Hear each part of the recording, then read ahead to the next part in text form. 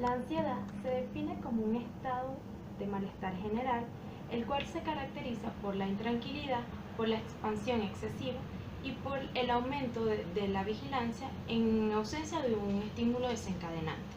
Con frecuencia, la ansiedad se da con una serie de sintomatologías o reacciones automáticas, las cuales pueden ser las alteraciones gastrointestinales, la sudoración, la taquicardia, la tensión muscular, el insomnio, los temblores, entre otros síntomas. Cabe destacar que esto constituye una definición general de lo que es la ansiedad, pero que en el transcurso de la historia diversos autores han estudiado el mismo desde diversas perspectivas, por lo cual esto constituye modelos explicativos que intentan dar cuenta de la naturaleza del fenómeno. En este sentido, a continuación se le van a presentar una serie de modelos. La introducción de los modelos animales en la psiquiatría para el estudio de las alteraciones de las funciones nerviosas superiores permitió que la mente humana fuera concebida como parte de la historia natural de la especie. La posibilidad de simular padecimientos psiquiátricos de los animales proporciona el sustento teórico de una gran parte de la investigación que se realiza en el área de la ansiedad.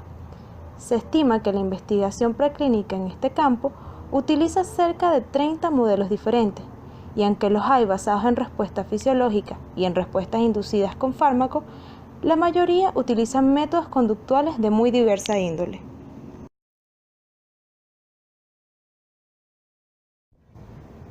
Desde estos modelos, la ansiedad representa fundamentalmente una estrategia adaptativa que proporciona al organismo un mecanismo de alarma que lo prepara para enfrentarse a una situación de peligro. Entonces, la ansiedad también puede definirse como uno de los procesos cerebrales directamente involucrados en la supervivencia de diferentes especies animales, especialmente de aquellas que por su naturaleza son víctimas de los depredadores. Ahora bien, la primera aproximación experimental al estudio de la ansiedad tuvo como objetivo la cuantificación de indicadores automáticos regulares inducidos por estimulación física intensa, tales como la frecuencia cardíaca, los niveles séricos de cortisol, la defecación y la micción. Y por otro lado, los patológicos, tales como el número y tamaño de úlceras estomacales asociadas a periodos prolongados de ayuno. Desde el punto de vista clínico, la respuesta inducida por la estimulación física intensa es más parecida al pánico que a la ansiedad, aunque es posible distinguir estas del miedo por la presencia de un estímulo desencadenante. Por otro lado, este grupo de paradigmas de ansiedad incluye estrategias experimentales en las que se induce la ansiedad por medio de la estimulación eléctrica de la sustancia gris, del locus y otras zonas cerebrales relacionadas con el temor y la ansiedad. En fin, la ansiedad ha sido extensamente estudiada en modelos animales. Algunos de estos recurren a respuestas condicionadas y otros modelos utilizan respuestas más naturales de la especie, por lo cual son considerados modelos etiológicos o de respuestas no condicionadas. En el caso de los modelos de respuestas condicionadas, se han desarrollado con base en los estudios de Skinner este grupo de modelos animales para el estudio de la ansiedad que se fundamentan en la capacidad de responder ante un estímulo con la respuesta específica a otro estímulo. Generalmente se presenta un estímulo aversivo, comúnmente un choque eléctrico, aplicado al animal, quien debe emitir una respuesta determinada. A estos paradigmas, en los cuales se incluyen procedimientos de castigo, también se les conoce como modelos de conflicto. La mayoría son modificaciones de paradigmas de aprendizaje. En este sentido, el castigo consiste en un estímulo aversivo, generalmente un choque eléctrico leve, aplicado a un animal entrenado o condicionado para emitir una respuesta determinada. En este tipo de modelos animales, el individuo se encuentra perturbado por la confluencia de dos impulsos antagónicos. Uno es la realización de una conducta que satisfaga una necesidad dominante, como beber o comer, y otro, la posibilidad de recibir durante la consumación de dicha conducta un estímulo adverso reconocido como tal por medio del aprendizaje. Estos modelos permiten un control bastante preciso de los niveles de conducta basal por parte del experimentador. Además, existen dos tipos dentro de estos modelos: los basados en el condicionamiento pavloviano, que compromete la denominada respuesta emocional condicionada y la supresión condicionada de presionar la palanca, y los otros basados en el condicionamiento operante o instrumental, el cual implica un conflicto de aproximación-evitación.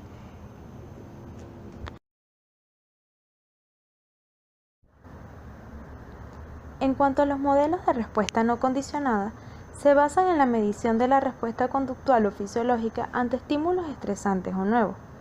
Algunos evalúan el miedo ante situaciones novedosas, en donde el sujeto es expuesto a un espacio abierto, alto o luces brillantes. En estos modelos se evita hacer privación de agua o de comida, así como la administración de choques eléctricos, y no se requiere de periodos largos de entrenamiento. Estos poseen algunas ventajas para su utilización. Por ejemplo, tienen cierta validez ecológica al hacer pruebas rápidas y sencillas. Además, son económicos al no implicar equipos costosos. Algunos modelos animales de respuesta no condicionadas incluyen la inhibición de la conducta en situaciones potencialmente peligrosas. Por ejemplo, el modelo de interacción social se basa en la supresión de la conducta social en los pares de ratas colocados en un ambiente desconocido e iluminado. La inhibición de la conducta social en estas condiciones parece estar relacionada con reacciones de competencia defensiva, tales como la inmovilidad o inmovilización, los movimientos de orientación en respuesta a la estimulación obtenida por un cuerpo sólido y conductas de desplazamiento. Otros modelos de este grupo incluyen el estudio de patrones de actividad exploratoria espontánea en individuos expuestos a ambientes desconocidos, que invariablemente incluyen áreas de seguridad. La medida dependiente de estos modelos se relaciona con la evitación de un peligro ambiental potencial.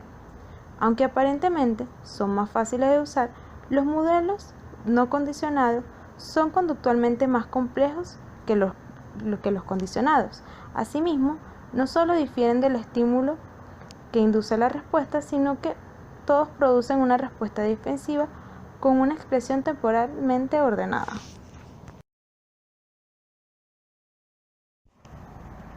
La premisa básica en la teoría cognitiva de Beck es que en los trastornos emocionales existe una distorsión o sesgo sistemático en el procesamiento de la información. Así, en la ansiedad, la percepción del peligro y la subsecuente valoración de las capacidades del individuo para enfrentarse a tal peligro tienen un valor obvio para la propia supervivencia. Aparecen sesgadas en la dirección de una sobreestimación del grado de peligro asociado a las situaciones y además una infravaloración de las propias capacidades de enfrentamiento que posee el individuo. Ese procesamiento cognitivo distorsionado o sesgado que aparece en la ansiedad conduce a los síntomas afectivos, conductuales, motivacionales y fisiológicos que caracterizan tales síndromes psicopatológicos.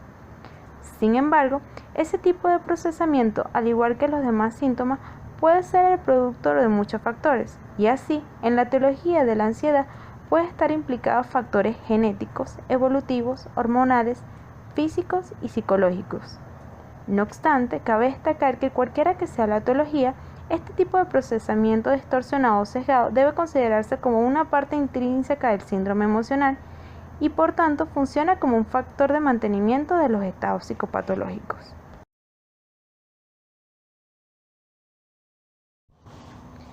El procesamiento distorsionado de la información en la ansiedad se entiende en la teoría de Beck como un factor próximo y no único que desencadena y mantiene los restantes síntomas ansiosos. Beck usa el formalismo de los esquemas para explicar cómo las actitudes o creencias disfuncionales están representadas mentalmente y afectan el procesamiento de la información. Para este mismo autor, los esquemas son estructuras funcionales de representaciones relativamente duraderas del conocimiento y la experiencia anterior. Estas estructuras cognitivas dirigen la percepción, codificación, organización, almacenamiento y recuperación de la información del entorno. Los estímulos consistentes con los esquemas se elaboran y codifican, mientras que la información inconsistente se ignora y olvida. Este procesamiento de carácter simplificador sacrifica una eventual pérdida de información o una distorsión de la misma en aras de un principio de economía cognitiva, por lo que, en el caso de los esquemas disfuncionales, el resultado es un procesamiento desadaptativamente distorsionado de la información y una ulterior interpretación desadaptativamente sesgada de la realidad. De esta manera, los esquemas responsables del procesamiento sesgado de la información en los individuos ansiosos se diferencian de los esquemas de los sujetos normales, tanto en su estructura como en el contenido de la información que almacenan. En cuanto al contenido, los esquemas disfuncionales contienen reglas, creencias tácitas o actitudes estables del individuo acerca de sí mismo y del mundo, que son de carácter disfuncional y poco realistas, y a menudo están conectados con recuerdos relevantes al desarrollo y formación de tales creencias.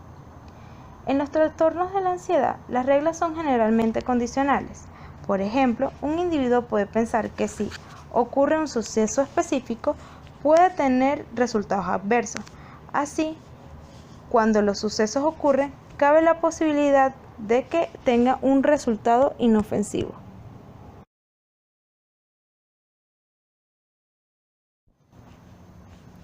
En cuanto a la estructura, los esquemas disfuncionales en los trastornos emocionales tienden a ser más rígidos, impermeables y concretos que los esquemas adaptativos y flexibles de los individuos normales. Los esquemas se organizan a un nivel más superior en torno a un tema común. En el caso de la ansiedad, la vulnerabilidad o el peligro serían temas preponderantes. En estos trastornos, los esquemas activados pueden variar de una situación a otra, pero todos ellos tienen en común un contenido relacionado con una exageración del sentido de la vulnerabilidad y por tanto están focalizados en el procesamiento de cualquier estímulo que indique un posible peligro o amenaza para el sujeto, ignorando cualquier señal de seguridad, mientras que los esquemas que procesan de manera preferente este tipo de información estarían relativamente asociados con la inadaptación. La actividad de los esquemas ansiógenos sería, pues, responsable del procesamiento distorsionado de la información que aparece en los trastornos de ansiedad.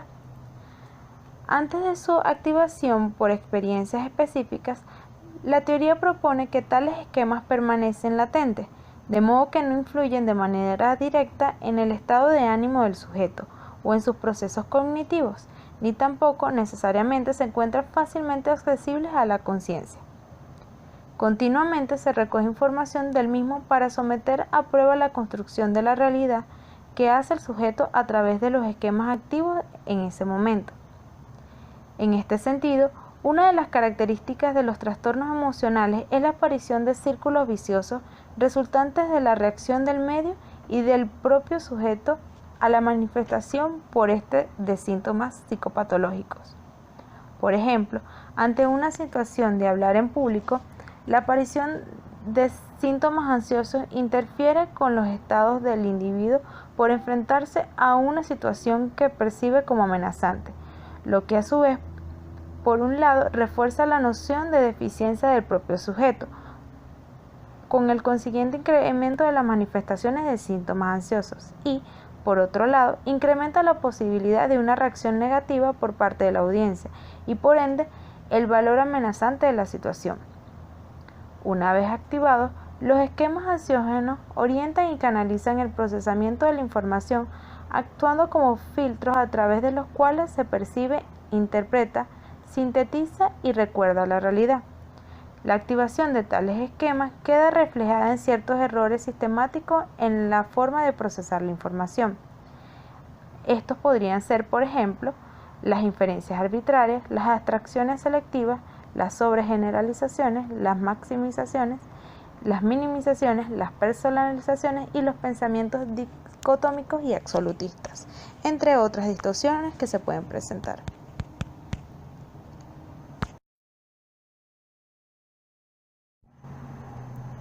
La teoría tridimensional o teoría de los tres sistemas de respuesta planteada por Laing en 1968 propone que la ansiedad se manifiesta en tres respuestas, las cuales son de naturaleza conductual o motora, fisiológica y cognitiva.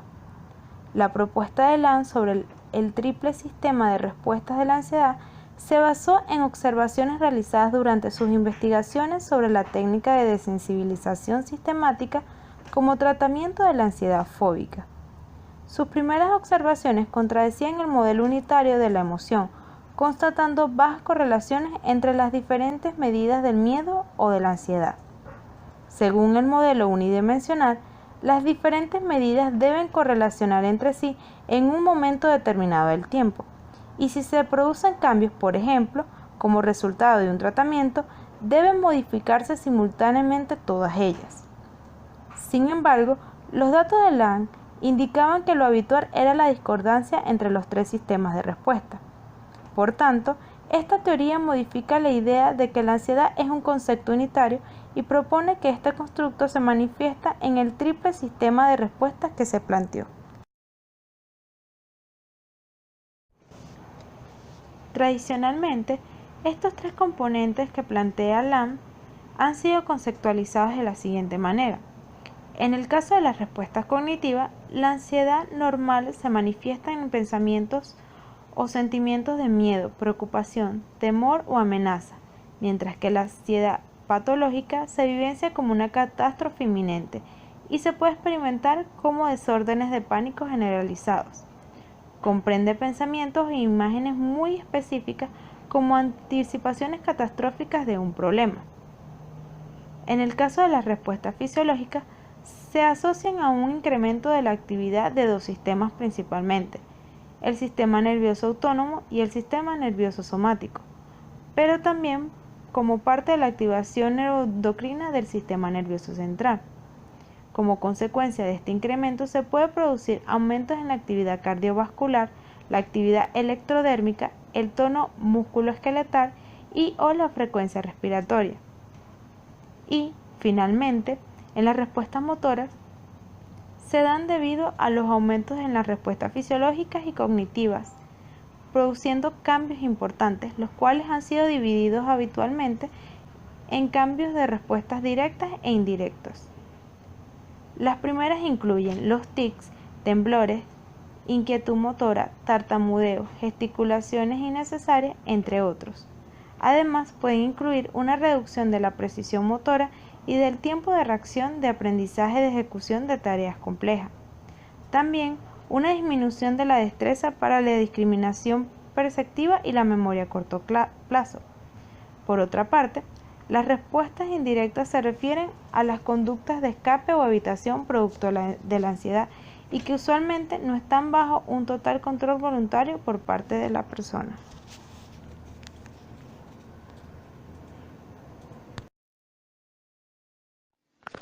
Teorías psicodinámicas. Dentro de las teorías de la ansiedad tenemos la teoría psicodinámica, que según diversos autores, la ansiedad es un proceso biológico insatisfecho. Según esta teoría, la ansiedad procede de la lucha del individuo entre el rigor del superyo y de los instintos prohibidos del ello, donde los estímulos instintivos inaceptables para el sujeto desencadenan un estado de ansiedad. Freud identifica tres teorías sobre la ansiedad. 1. La ansiedad real, que aparece ante la relación que se establece entre yo y el mundo exterior, manifestándose como una advertencia para el individuo, es decir, notifica al sujeto de un peligro real que existe en el contexto que lo rodea. 2. La ansiedad neurótica, que resulta más complicada que la anterior, ya que si bien se entiende también como una señal de peligro, su origen hay que indagar en los impulsos reprimidos del individuo, siendo esta la base de todas las neurosis. Esta teoría sobre la ansiedad se caracteriza por la carencia del objeto, estando el recuerdo del castigo o evento traumático reprimido, no reconociéndose el origen del peligro. Al mismo tiempo, este se relaciona con el castigo eventual a la expresión de los impulsos reprimidos. Dicha ansiedad neurótica ocurre cuando el yo intenta satisfacer los instintos del ello, pero tales exigencias le hacen sentirse amenazado y el sujeto teme que el yo no pueda controlar al ello. 3. La ansiedad moral o de la vergüenza. Aquí el superyo amenaza al sujeto con la posibilidad de que el yo pierda el control sobre los impulsos. Es decir, para Sigmund Freud, la ansiedad era un síntoma, señal de peligro procedente de los impulsos reprimidos, considerada como una relación del yo a las demandas inconscientes del ello. que podían emerger sin control, consecuencia de conflictos intrapsíquicos de carácter generalmente inconscientes, donde toda la psiconeurosis es un trastorno emocional expresado en el plano psíquico, con o sin alteraciones somáticas y con una leve deformación afectiva del sentido de la realidad, que se manifiesta en las relaciones sociales e interpersonales como la expresión de otros conflictos psicológicos, por lo cual cualquier tipo de neurosis presenta una característica común, la ansiedad, refiriéndose aquí a un estado puramente mental del sujeto. En síntesis, para la teoría psicodinámica, angustia es más un proceso biológico, insatisfecho, respuesta del organismo ante la sobreexcitación derivada del impulso sexual, del líbido, para posteriormente llegar a otra interpretación en donde la angustia sería la señal peligrosa en situaciones de alarma. Teoría de ansiedad estado-rasgo de Spielberg.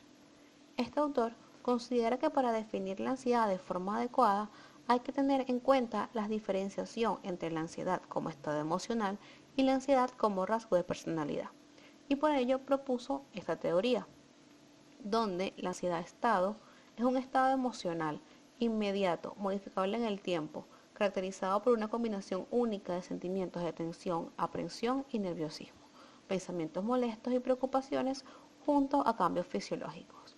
La ansiedad-estado hace referencia al componente siempre variable del estado de ánimo y se refiere a un estado emocional caracterizado por sensaciones subjetivas consistentemente percibidas de recelo, tensión, acompañadas de activación del sistema nervioso.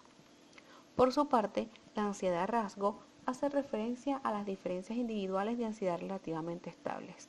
Es considerada la disposición conductual adquirida que predispone a una persona a percibir circunstancias objetivamente no peligrosas como amenazadoras y a responder a estas con reacciones de ansiedad, estado de intensidad y magnitud desproporcionada con respecto al peligro objetivo. Esta no se manifiesta directamente en la conducta y debe ser identificada por la frecuencia con que el individuo experimenta aumentos en su estado de ansiedad. En este sentido, los sujetos con altos grados de ansiedad-rasgo perciben un mayor rango de situaciones como amenazantes y están más predispuestos a sufrir ansiedad-estado de forma más frecuente o con mayor intensidad. Los niveles altos de ansiedad-estado son apreciados como intensamente molestos. Por tanto, si una persona no puede evitar el estrés que los causa, pondrá en marcha las habilidades de afrontamiento necesarias para enfrentarse a la situación amenazante. Si la persona se ve inundada por ansiedad-estado, puede iniciar un proceso defensivo para reducir el estado emocional irritante. Los mecanismos de defensa influyen en el proceso psicofisiológico de tal manera que se modifica o distorsiona la percepción o valoración de la situación. De esta forma, y en la medida en que los mecanismos de defensa tengan éxito, las circunstancias se verán como menos amenazantes y se producirá una reducción en el estado de ansiedad. Asimismo, y de forma general, los sujetos con altos valores de ansiedad-rasgo perciben las situaciones y contextos evaluativos como más amenazantes que aquellos otros que presentan menores niveles de ansiedad-rasgo. Modelo de la aprehensión ansiosa de Barlow. En el modelo se propone que el proceso de aprehensión ansiosa inicia cuando el individuo percibe una situación estimular, como por ejemplo ciertos contextos situacionales o algún aumento neurosal inexplicado, que evoca proposiciones ansiosas que se han almacenado en la memoria a largo plazo. A continuación, a consecuencia de lo anterior, se desencadenará un estado de ánimo con un elevado afecto negativo caracterizado por una emoción difusa dominada por sensaciones de impredictibilidad, incontrolabilidad, incapacidad y una activación del estado fisiológico. Como consecuencia, ocurrirá un cambio atencional donde el individuo se centrará en sí mismo y realizará autoevaluaciones, principalmente respecto a su fisiología, lo cual aumentará su activación de manera crónica. Los elevados niveles de activación darán lugar a un estrechamiento atencional del individuo hacia sí mismo, lo cual conduce a un estado de hipervigilancia.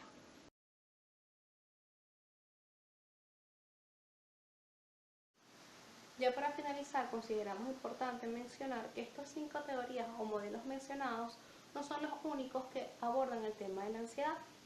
También se encuentran, aparte de los dichos, el modelo de evitación cognitiva de Berkowitz, el modelo metacognitivo de las preocupaciones y del trastorno de ansiedad generalizado de Wells, el modelo de la intolerancia a la incertidumbre de Dugas y por último el modelo de preocupación perseverativa inducida por el estado de ánimo de Davis.